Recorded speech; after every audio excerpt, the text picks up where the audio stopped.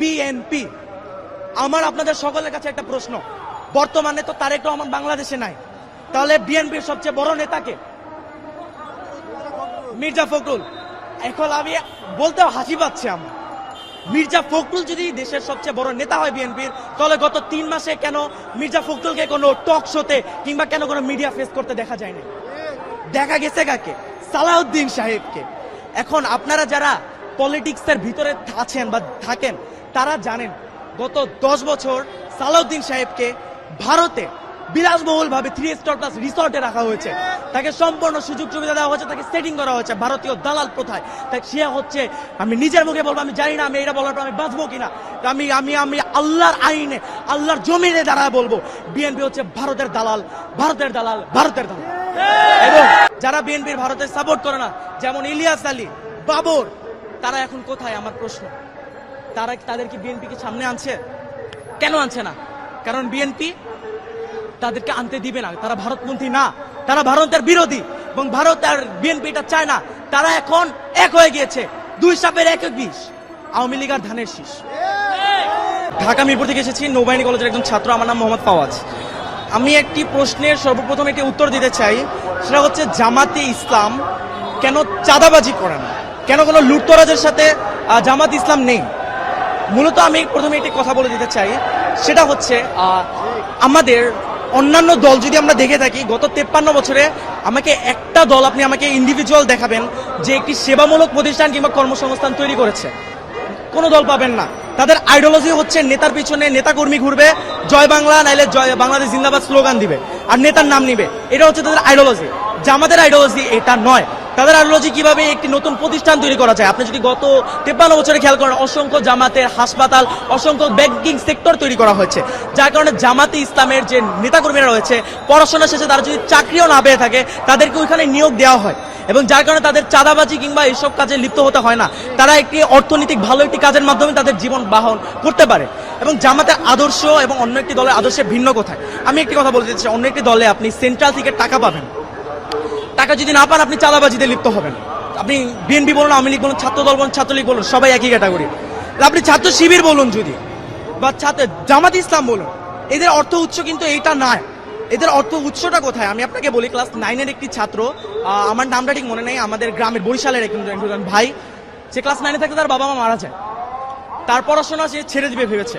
তখন জামাত যে সংগঠন তার সাথে কথা বলে, যে তার সম্পূর্ণ ব্যবস্থা তারা গ্রহণ করে, তাকে সম্পূর্ণ শিক্ষিত করে, তাকে দেশের বাইরে পাঠায় পড়তে, এবং তাকে ডক্টর বানিয়ে বাংলাদেশে ফেরত আনে।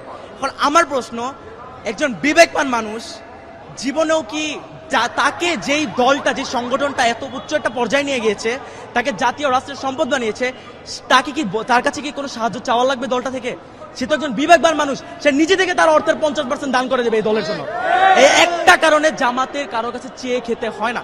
আর জামাতের প্রত্যেকটা নেতাকর্মী যারা রয়েছে, তাদের মাস শেষে একটি অ্যামাউন্ট ওইটা দিতে হয়, জামাতে অনুদান দিতে হয়, এবং সেই টাকা দিয়ে, এই যে আমি যে বললাম প্রথমে, এই ছেলেটাকে পড়িয়েছে, এরকম অসংখ্য অসহায় এবং দরিদ্র ছেলেকে পড়ানো হয়, ছেলে মেয়েকে, এবং এই টাকা দিয়ে, এই আমাদের অনুদানের টাকা দিয়ে। কারণ আমার প্রশ্ন, যেই ছেলে বা মেয়েটা এত কষ্ট করে দলে টিকে থাকার জন্য টাকা দিতেছে, নিজে থেকে, নিজের পকেট থেকে টাকা খরচ করতেছে, তাছাড়া মাস শেষে 2টা করে বই পড়তে হয়, বই পড়ে ওইটার পরীক্ষা ভাইভা দিতে হয়, 5 ওয়াক্ত নামাজ পড়তে হয়, নামাজে সে জামাতে কয় রাকাত পড়তেছে, কয় রাকাত জামাতে পাচ্ছে না, সব রিপোর্ট প্রদান করতে হয়।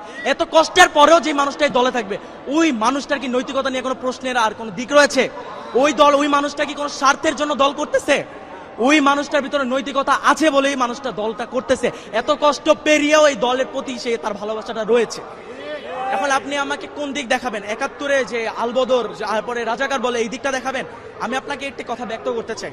হযরত উমর রাদিয়াল্লাহু তাআলা আনহু, তিনি যখন ছিলেন, তিনি কিন্তু মুসলিম ছিলেন না, তিনি কিন্তু ইসলাম ধর্ম গ্রহণ করেন নাই।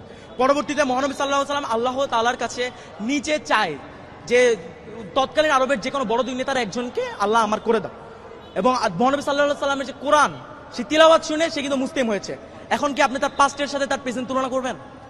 আপনি এতই মূর্খ হয়ে গিয়েছেন? আপনি চেতনা ব্যবসা করবেন? আওয়ামী লীগ এক দল বলে গিয়েছে, তারা এখন কোথায়? তারা এখন ভারতে। এরপর আরেক দল যারা এখন বর্তমানে বলছে, তারা কোথায়? তার নেতা লন্ডনে।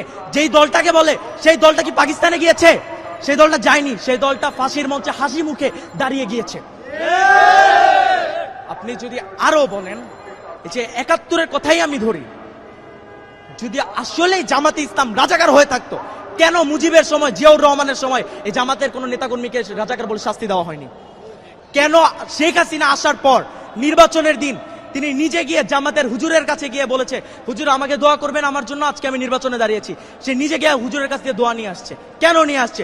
এবং 96-তে সে যখন জিতে যায়, জিতার পরে সে ওই ডিরেক্ট জামাতকে রাজাকার বলে ফেলে। কেন বলে? কারণ জামাত যে ইসলাম, জামাতে ইসলাম তাদের যে মত, সে মতের সাথে একতা প্রকাশ করেনি। কেন করবে? তারা তো ভারতপন্থী। ভারত আমাদের সাহায্য করেছে, কেন করেছে? ইন্দিরা গান্ধীকে যখন প্রশ্ন করা হয় সে একটি উত্তর দেয়, মাথার এক পাশে ফোড়া হলে আপনি অন্য পাশে ঘুরে ঘুমাতে পারবেন, যখন দুই পাশে ফোড়া হয় আপনি ঘুমাতে পারবেন না। এর মানে কি বুঝতে পারছেন? আপনার যখন দুই পাশে ইসলামিক রাষ্ট্র হবে তখন আপনি থাকতে পারবেন না। হিন্দুত্ববাদ আপনি ছড়াতে পারবেন না, পুরো বিশ্বে আপনি মঞ্চতে প্রকাশ করতে পারবেন না। সেই কারণে তারা বাংলাদেশের সাহায্য করে। এবং তারা আমার কোন সাহায্যটা করেছে? আমার দেশে কি ওই 40-50 টাকার পেঁয়াজ আর রসুন দিয়েছে, এই আমার সাহায্য?